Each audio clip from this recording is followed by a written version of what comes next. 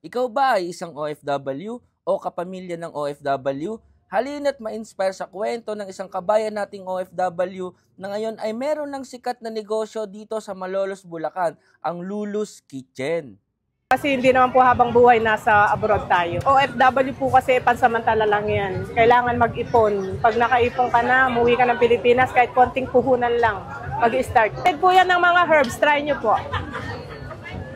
Hi ma'am, good Hello evening sir, po. good evening po. Kain na po kayo. Ano po yung mga binibenta niyo po dito? Meron po tayong seafoods kebab, mga iba-ibang klaseng kebab, may mga ihaw-ihaw, liempo. Marinated po yan ng mga herbs, sir. May mga isda din po. Ano pong name niyo po? Ako po si Lulu. Lulu's Kitchen po yung tindahan. Kayo po yung owner Yes. mismo. Napaka-hands-on nyo naman ha.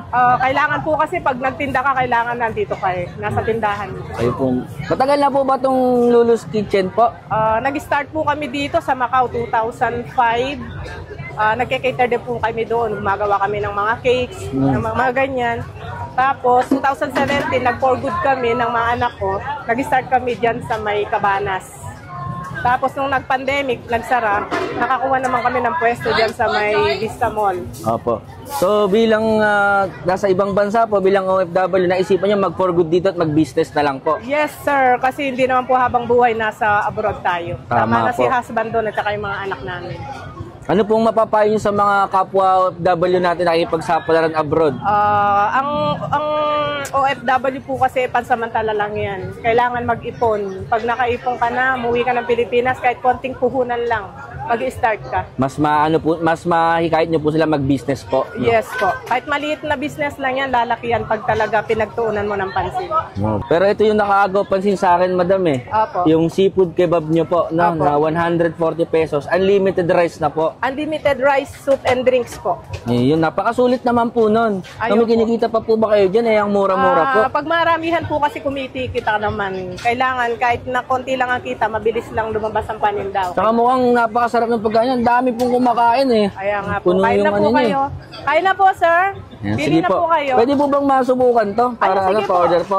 Ilan po ba, sir? Ayan, pa-order po ako ng ng tatlo po. Tatlo. No? Sige po. Sige po. Sige po. Ayun, sige po. Maraming salamat, Madam Lulu ha. Okay Ayan, po. Okay, thank you po. Thank you po. Okay. Pakiihaw nga. So guys, bago tayo magtikiman time nitong ating in-order na seafood kebab dito sa Lulu's Kitchen. So syempre kasama natin palagi itong ating Green Smart Rice Coffee na made of brown rice na healthy coffee, decaffeinated, di ba? At stevia yung pinaka ginagamit dito sa sweetener. So stay healthy with Green Smart Rice Coffee. So ngayon titikman natin yung kanilang seafood kebab dito sa Lulu's Kitchen. Kasi ito, isipin mo, 140 pesos lang to. Unlimited rice, unlimited soup. Ayan, no? With drinks pa po. Ayan, no?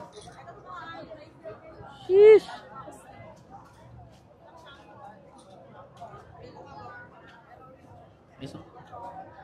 Ang bilis lang dito ng serving. Pagka-order mo, iihaw agad nila, guys. Yun yung kagandahan dito. On the spot, kakainin mo. Tulad nito, guys, oh. Manatin to. Wala nang saw-saw-sawan to. Timplado na to eh.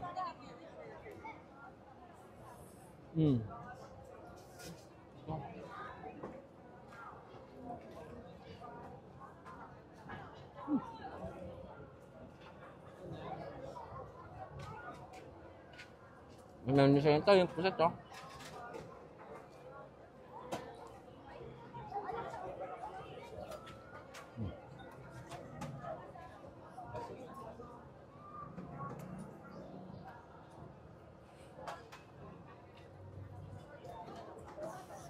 So guys, kung mapapasyal din kayo dito sa Malolos Convention Food Park, please pakisuportahan itong Lulu's Kitchen para dito sa kanilang mga seafood na food trip na sobrang sarap. So yun lang. Bye-bye!